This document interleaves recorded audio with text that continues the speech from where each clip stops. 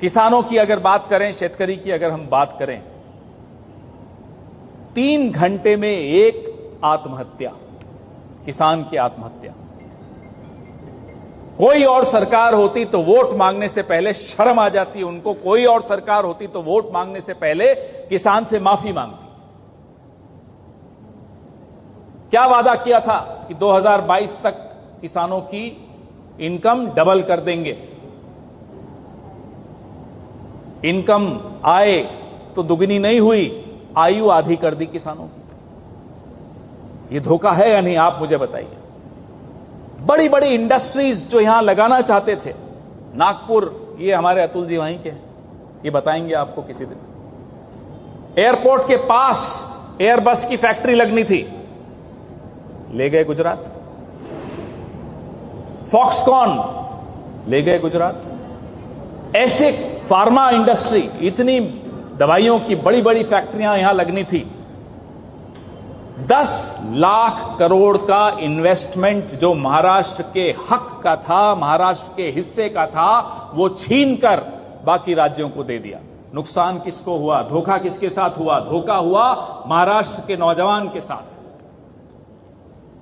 और ये अगर 10 लाख करोड़ का इन्वेस्टमेंट महाराष्ट्र में हो जाता तो 10 लाख नौजवानों को, महाराष्ट्र के नौजवानों को नौकरी मिलती। धोखा इसको कहते हैं। इसीलिए इनको हम धोखेबाज सरकार, खोखेबाज सरकार का नाम देते हैं। जमीनें दे दी अपने दोस्त को, गौतम अडानी को। किसकी जमीन थी? पहला हक उस जमीन पर किसका था?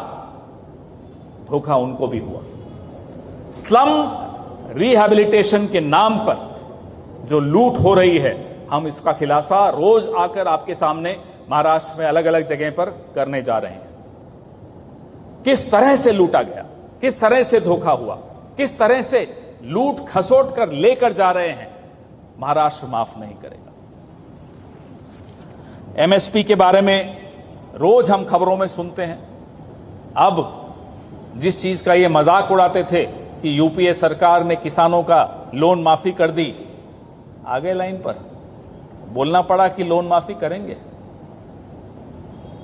सीखना राहुल गांधी से है, लेकिन कोसना भी राहुल गांधी को है। यह प्रधानमंत्री जी का एक रूल है, नियम है, उस नियम को वो तोड़ नहीं सकते। नरेगा हो, ऋण माफी हो, राहुल गांधी के खिलाफ बोलेंगे कि ये गलत किया, और फिर 5-10 साल जब फेल हो गए, वही करने की बात आ गई। लेकिन आप पर किसानों को कोई भरोसा नहीं, आपकी जुबान पर किसानों को कोई भरोसा नहीं है। किसान जानता है कि जो आप कह रहे हैं वो आप करेंगे नहीं। बीजेपी का फुल फॉर्म बहुत झूठी पार्टी, उससे अलावा और कुछ नहीं।